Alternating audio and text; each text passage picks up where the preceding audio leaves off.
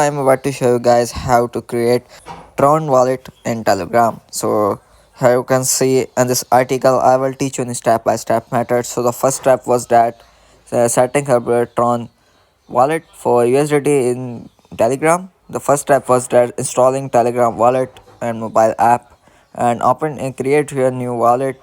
Create a USDT TRX20 wallet, straightforward, and simply set up your strong password and backing up your wallet and store your backup phrase and adding USDT Tron to your wallet.